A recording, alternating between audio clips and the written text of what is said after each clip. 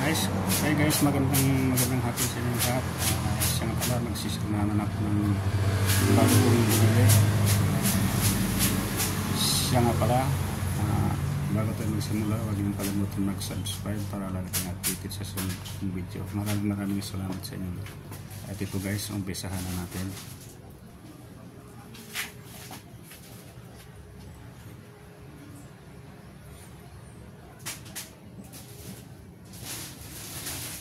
Ito guys, Error Queens 1 scene.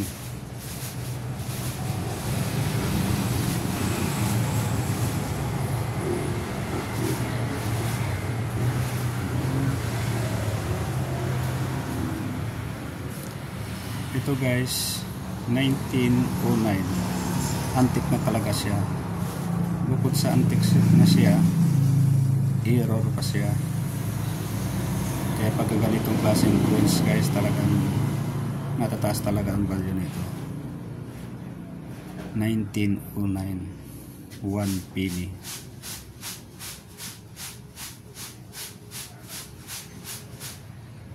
Talagang pagkagawa niya guys is tumagilid, nailagay sa gilid yung mga pangalan niya at saka yung picture niya nailagay sa gilid, at saka yung kapalaman guys parehas lang.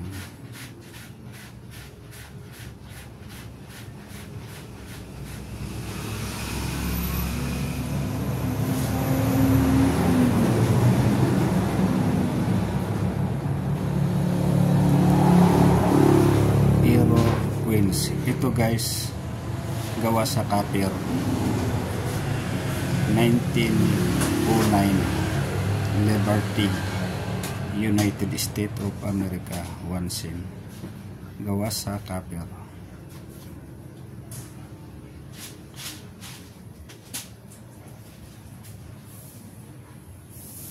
Talagang nasa gilid pagkalagay na ng pangalan niya. Matinding pagka-error talaga. Okay, next tayo. At ito naman guys, 1 cent. Ito guys, 1943. Inulit ko lang ulit yung pinakita sa inyo dahil yung nakaraan hindi gaano makita dahil nga makulimlim. Ito guys, inuulit ko, pero ito yung pinakita ko nung nakaraan. 1 cent, 1943. Ito guys, gawa sa copper. Ito 1943 guys, talagang napakamahal talaga ito. Ino-auction talaga to sa ibang bansa. Liberty, 1943. Ito guys, gawa sa copper. Mayroon akong mga ganito guys, pero gawa sa bakal, gawa sa steel. Yun po ay isang common coins, maraming ginawa. Pero 1943 rin. Pareha silang 1943. Pero ito, 1943, pero gawa naman to sa copper. Kaya ito yung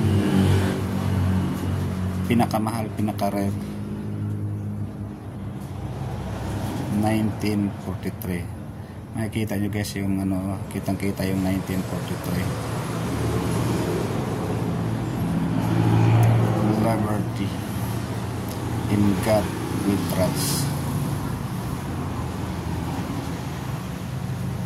United States of America, 1 cent.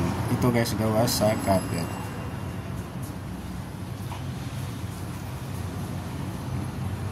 Pagka ganitong klaseng coins mo guys, dahil nga ito bibira lang, siguro yung mahawak ng ganito ilan lang sa buong mundo, dahil ito ay bibira nilang makita ka man ganito na sa isang kolektor. Basta itong ganitong gawa sa copper, 1943. Yung kanina naman guys, gawa rin sa copper yun, yung 1909 na error coins. Ito naman hindi siya error, pero 1943. Kaya pareha silang mahal talaga. 1 cent. Okay, natapos ng ating video. Shout out sa Luzon, Visayas, Mindanao. Mabuhay tayo. Bangkit.